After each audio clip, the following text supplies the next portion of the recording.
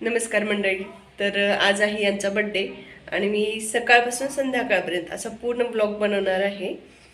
तर birthday celebration आम्ही घरीच करणार आहेत आणि सेलिब्रेशन कसं झालं आहे ते मला कमेंटमध्ये नक्की सांगा. तर तुम्ही हा बड्डेचा ब्लॉग पूर्ण बघा. व्हिडिओ आवडला असेल तर लाईक करा, शेअर करा, कमेंट करा आणि सबस्क्राईब करायला विसरू नका. तर मंडळी, मी सकाळी सकाळी यांच्या आवडीचा नाश्ता बनवलेला होता, म्हणजेच हा सुशिला.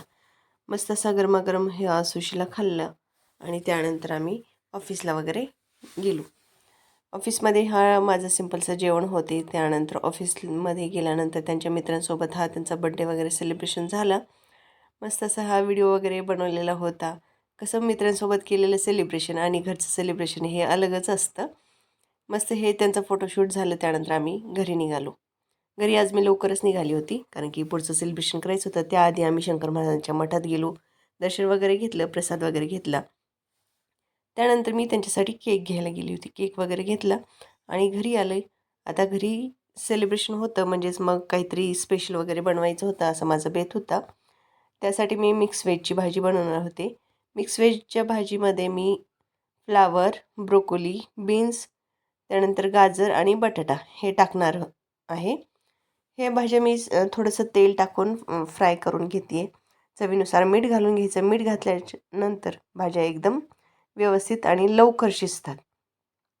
मी हे यावरती झाकण ठेवून घेतलं आणि तुम्ही पाहू शकता मस्त ह्या भाज्या इथं बऱ्यापैकी शिजलेल्या आहेत, फ्राय झालेल्या आहेत. छान मस्त हे का तुम्ही पाहू शकता दबलेले पण आहेत. त्यानंतर मी भाज्या सर्व साईडला काढून घेतल्या आणि हा कोरडा मसाला आहे. त्यामध्ये मी खोबरं, धणे, जिरे, त्यानंतर लसूण, अद्रक, काजू, त्यानंतर टोमॅटो, कांदा हे सर्व घेतलं आहे. त्याला थोडंसं फ्राय वगैरे केलं आणि त्यामध्ये तुम्ही ह्या लाल मिरच्या पाहू शकता, जेणेकरून कलर छान येईल ग्रेव्हीला. मस्त असं हे शिजलं आहे. मी पाणी घालून शिजवलेलं आहे, कारण की आपण जर कच्चं वगैरे ग्रेव्ही बनवलो आणि त्यात टाकलं ना तर खूप वेळ लागतो शिजायला. त्यामुळे मी कधी पण थोडंसं पाण्यामध्ये शिजून घेते आणि हे छानशी ग्रेव्ही बनवलेली आहे. हे वाटण आता मी तेलामध्ये टाकलं. मी तेलामध्ये पहिल्यांदा जिरे आणि तेजपत्ता घातलेला आहे, कारण की आता हे जे वाटण आहे ना याच्यानंतर कुठलेही मसाले घालण्याची जास्त गरज नाही आहे. खूप छान होते. फक्त टेस्टसाठी आपण मीठ, तिखट हे आपापल्या चवीनुसार घालू शकतो. त्यानंतर तुम्ही पाहू शकता हे मस्त अशी ग्रेव्ही झालेली आहे, छानशी शिजलेली आहे. त्यानंतर मी आपल्या परतून घेतलेल्या ह्या सर्व भाज्या यामध्ये टाकल्या आणि 5 मिनटासाठी शिजू देते, जेणेकरून हे सर्व मसाले आणि मीठ त्यामध्ये परत मुरून जाईल.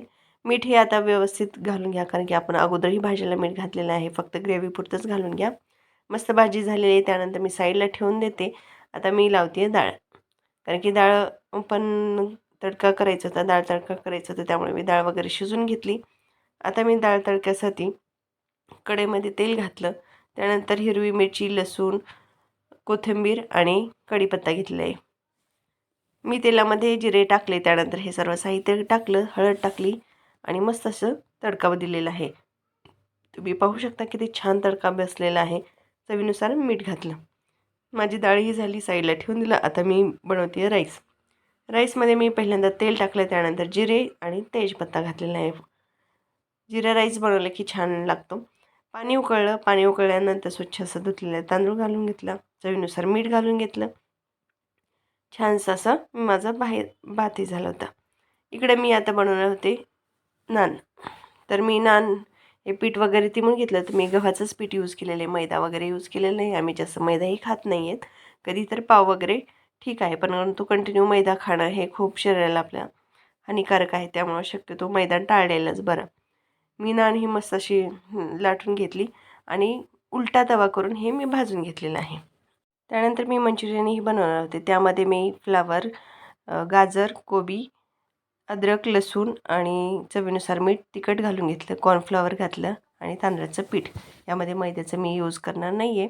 त्यानंतर ते पीठ वगैरे भिजवून घेतलं. मी गोल गोल न करता आपण भजी सोडतो त्या प्रमाणात केलेले आहेत, कारण की माझ्या मुलीला असेच आवडते. मी ग्रेव्ही वगैरे बनवणार नव्हते, ड्राय मंचुरियन असं करणार होते. छानसे असे तुम्ही पाहू शकता किती छान असे फुलत आहेत, कुरकुरीत झालेले होते. त्यानंतर इकडं आले तर मी माझ्या बहिणीने हे सर्व डेकोरेशन करून ठेवलेलं होतं. खूप छान केलं होतं डेकोरेशन.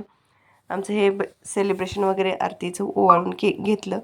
त्यानंतर केक वगैरे कट करणार होते. असे सेलिब्रेशन आपण काय दररोज करत नाही आणि आपल्याला कामातून कधी वेळही मिळत नाही. त्यामुळे ना कधी तर करायला काहीच हरकत नाही. आपण रोज एवढं थकतो, काम करतो, त्यामुळं आपला आनंद आपणच बघायचा असतो.